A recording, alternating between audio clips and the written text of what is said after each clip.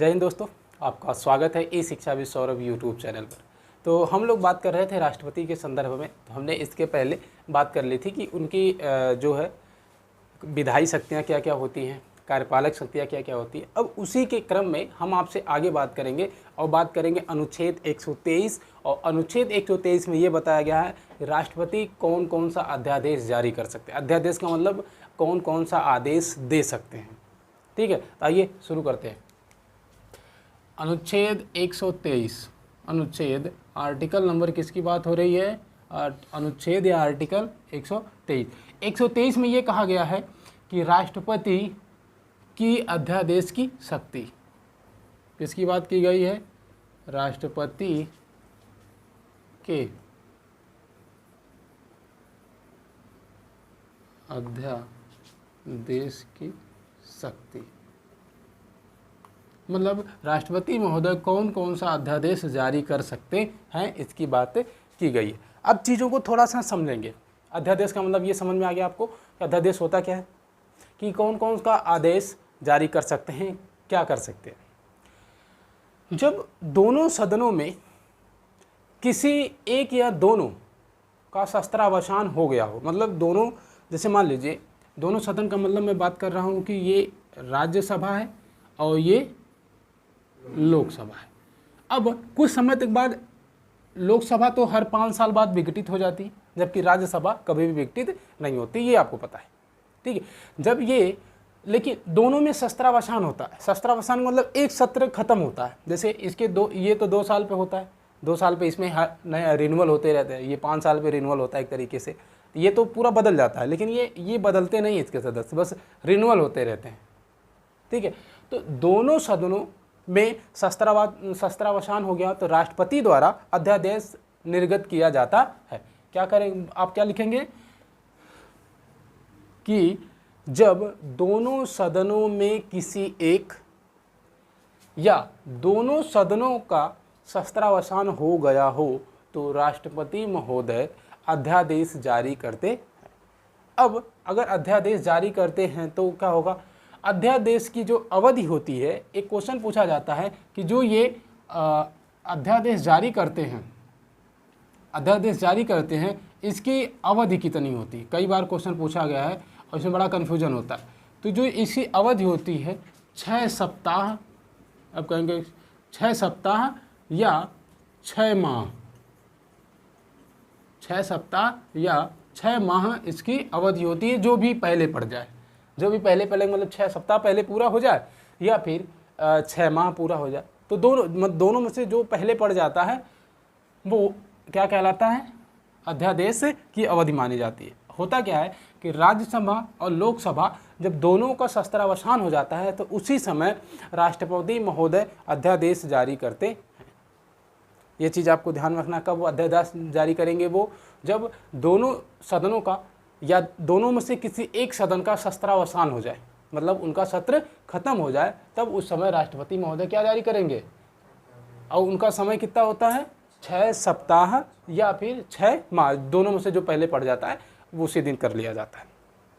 देखिए, दोनों जैसे ये अवधि हो गई, लेकिन इस अवधि के बीच दोनों सत्रों के बीच 6 माह से अधिक का अंतराल नहीं होना चाहिए। दोनों सत्र का मतलब समझेंगे, मैं एकदम सत्र बता रहा हूँ तो आपको शायद समझ नहीं आ रहा होगा। सत्र का मतलब समझिएगा, सत्र का मतलब मीटिंग होती है एक तरीके से। मान लीजिए एक बैठक जनवरी में हुई और दूसरी बैठक कब होनी चाहिए? मई में।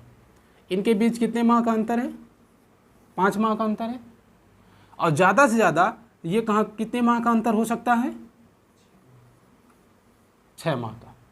मतलब एक मीटिंग जनवरी में हुई है तो जो अंतिम मीटिंग होनी चाहिए वो जून में हो सकती है या जून के पहले हो जानी चाहिए मीटिंग, उसी को सत्र बोला जाता है।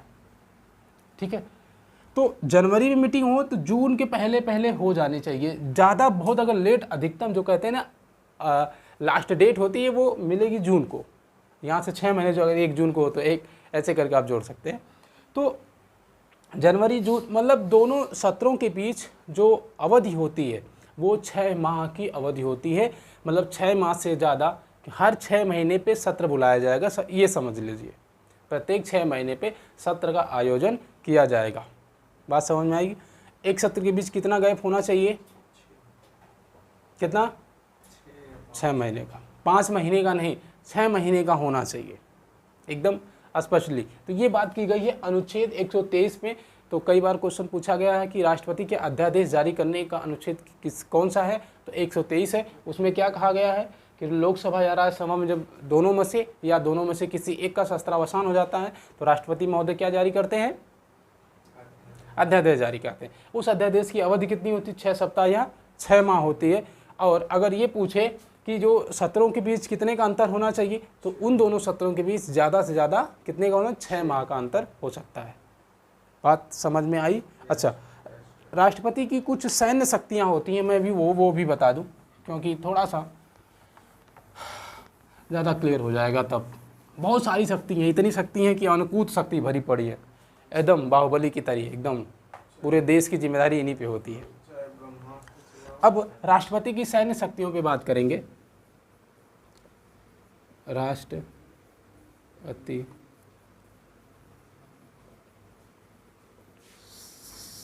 सैन्य शक्तियाँ, ठीक है, इसकी बात करेंगे। अब देखिए इसमें बात करेंगे तो क्या क्या चीज़ें हमें निकल के मिलती है। पहली बात ये जान लीजिएगा, जो राष्ट्रपति होता है वो तीनों सेनाओं का सर्वोच्च कमांडर होता है, मतलब तीनों सेनाओं का मालिक होता है। मैंने आपको बताया था कि जो राष्ट्रपति होता है ये हमारी जो एयर फोर्स होती है, मतलब एयरफोर्स का मतलब वायुसेना, वायुसेना के बाद एक होती है जल सेना, और जल सेना को कहते हैं नेवी, ठीक है, जल सेना। और एक होती है थल सेना, थल सेना जिसे हम क्या बोलते हैं, आर्मी। इन तीनों का क्या होता है, मुखिया होता है, समझ लीजिए। इन तीनों का क्या होता है, मुखिया होता है। मुखिया का मतलब मालिक होता है, सर्वोच्च कमांडर होता है, सेनापति होता है, ऐसे समझ लेंगे एक तरीके से। तो ये चीज़ तीनों ध्यान रखना, वायुसेना, जल सेना, तीनों का मुखिया कौन होता है, राष्ट्रपति होता है। अब जब राष्ट्रपति मुखिया है तो एक चीज़ बताइएगा भाई, एयरफोर्स का सबसे बड़ा अधिकारी होगा कोई ना कोई, जल सेना का, नेवी का कोई न कोई होगा, थल सेना का भी कोई न कोई अधिकारी होगा। तो इन जो ये तीनों सेनाएं हैं, इन तीनों सेनाएं का कोई न कोई क्या होता है, अध्यक्ष होता है। अब अध्यक्ष कहेंगे, अध्यक्ष तो सर नहीं होता, उसमें अलग अलग उपाधियां होती हैं। तो इनके जो कमांडर होते हैं, मतलब एक समझ लिए इन तीनों सेनाओं का तो कोई एक हेड होता है ना, उनकी नियुक्ति कौन करता है, तो अध्यक्ष की नियुक्ति कौन करेगा, नियुक्ति राष्ट्रपति द्वारा की जाती है। ये क्वेश्चन पूछा गया था कि तीनों सेनाओं के जो कमांडर होते हैं, मतलब अध्यक्ष होते हैं, मेन होते हैं, मुखिया होते हैं, उनकी नियुक्ति कौन करता है, तो कौन करेगा, राष्ट्रपति। और राष्ट्रपति तीनों सेनाओं का उच्च कमांडर होता है। कमांडर का मतलब ये समझ लें उन तीनों सेनाओं का सबसे बड़ा, मतलब यही राष्ट्रपति महोदय ही जब कहेंगे तभी वो लड़ने के लिए तैयार होंगे, जो आदेश पारित करेंगे, ठीक है। तो इसके साथ साथ बस छोटा सा था, मैंने आपको इसलिए बता दिया क्योंकि यहाँ से क्वेश्चन बनता है। इसके बाद अभी बहुत सारी शक्तियाँ, जैसे राष्ट्रपति की राजनयिक शक्तियाँ क्या हैं, उनके पास कुछ वीटो पावर होती है, उन पे बात करेंगे। ऐसा करते हैं ना, एक चीज़ और मैं आपको इसी लगे बता देता हूँ ताकि और भी चीज़ें। तो ये सैन्य शक्ति में उनकी कुछ राजनयिक शक्तियाँ होती हैं, मैं उनको यहीं बता देता हूँ क्योंकि अभी टाइम नहीं हुआ है, तो आराम से पढ़ लीजिए।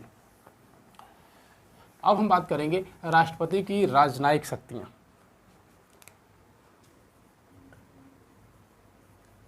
राष्ट्रपति की राजनयिक शक्तियाँ, देखिए यहाँ से क्या होता है, राष्ट्रपति महोदय और क्या कर सकते हैं, इतनी शक्ति पड़ी रहती है। ये सबसे बेहतरीन चीज़ है ये वाला पॉइंट, और आपको जानना चाहिए क्या होता है इसमें। क्या कहा जाता है, राष्ट्रपति क्या करते हैं, अपने यहाँ से दूत भेजते हैं, राजदूत जिन्हें हम कहते हैं। राष्ट्रपति क्या करते हैं, आप सुना होगा, राजदूत का नाम सुना होगा। मतलब हमारे देश के का कोई एक प्रतिनिधि जिसे राष्ट्रपति चुनते हैं वो किसी अन्य देश में जाके निवास कर रहा होता है और वहाँ ये देखता है कि यहाँ पे कोई ऐसा काम या ऐसी प्रक्रिया तो नहीं चल रही है जो हमारे देश के विरोध में हो रही है, या कोई हमारे देश के विरोध में कोई षड्यंत्र तो नहीं हो रहा है। बस वो यही चीज़ें देखता है कि हमारे देश के विरोध में कोई काम तो नहीं किया जा रहा है, विपक्ष में तो कोई काम नहीं किया जा रहा है। बस इतना ही देखने का उसका काम रहता है। कभी कभी वो वहाँ की मीटिंग में जाता है, अपनी चीज़ों को रखता है कि हाँ ये चीज़ें गलत हैं, सही है, ये चीज़ें बताता है। तो जो हमारे देश के राजदूत होते हैं उनको दूसरे देशों में नियुक्त करता है। उसके साथ साथ जो दूसरे देश के राजदूत होते हैं, भाई राजदूत मान लीजिए ये भारत का राजदूत है तो कोई ना कोई तो USA का तो राजदूत होगा। USA मतलब अमेरिका का भी क्या होगा, राजदूत होगा। अब राष्ट्रपति महोदय अपने यहाँ के किसी राजदूत को कहाँ नियुक्त करेंगे, USA में करेंगे। जब USA में करेंगे अपने यहाँ के किसी राजदूत को यहाँ, तो यहाँ का भी तो कोई न कोई राजदूत होगा। यहाँ का राजदूत भारत आएगा, उसका ये क्या करेंगे, स्वागत करने का हम करेंगे भाई कि हम अपनी किसी व्यक्ति को आपके यहाँ भेज रहे हैं, आप उसको अपने यहाँ रख रहे हैं, चीज़ों को बता रहे हैं, तो हमारा भी ये धर्म बनता है, हमारा भी ये संस्कार है कि आप अगर भेज रहे हैं USA का राजदूत कोई आएगा तो उसका वेलकम कौन करेगा, राष्ट्रपति महोदय ही करेंगे। अच्छा एक चीज़ देखिएगा, जब अपना कोई राजदूत USA में जाता है, USA का कोई राजदूत यहाँ आता है, ये किसी भी हर देश के साथ होता है, परेशान होने की होते नहीं है, ठीक है। अब होता क्या है कि जब राजदूत है तो कोई न कोई संधि होगी। अब जब संधि होगी तो वो संधि किस प्रकार से होगी, इस बात को समझेंगे। जितनी भी संधियाँ होती हैं, जितने भी समझौता होता है, ठीक है, जितनी भी संधि होती है, जितना भी समझौता है, सब राष्ट्रपति के नाम पे किया जाता है, सब राष्ट्रपति के नाम से किया जाता है।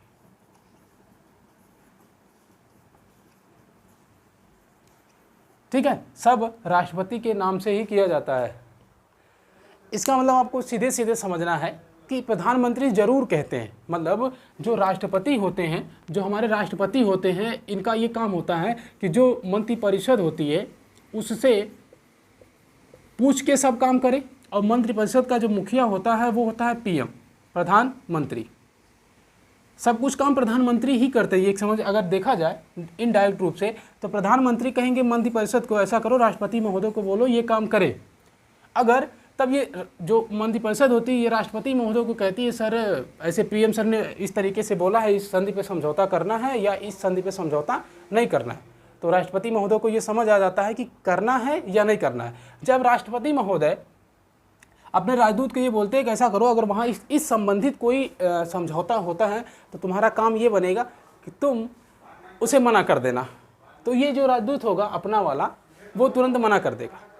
और अगर मान लीजिए USA का कोई राजदूत यहाँ आता तो USA वाला भी तो यही करेगा। तो एक तरीके से समझेंगे, अगर जो राजदूतों के मध्य संधि होती है या हमारे देश से किसी अन्य देश के साथ संधि होती है तो उस संधि में जो समझौता होता है वो राष्ट्रपति के नाम से ही किया जाता है। पूरा काम राष्ट्रपति के नाम से होगा। भले अभी आप देखते होंगे कि हमारे यहाँ के जो राष्ट्रपति हैं ये बहुत कम अन्य देशों में जाते हैं, जबकि उनकी तुलना में अगर PM को देखा जाए तो हमारे जो प्रधानमंत्री हैं वो सबसे ज़्यादा बहुत ज़्यादा घूमते हैं।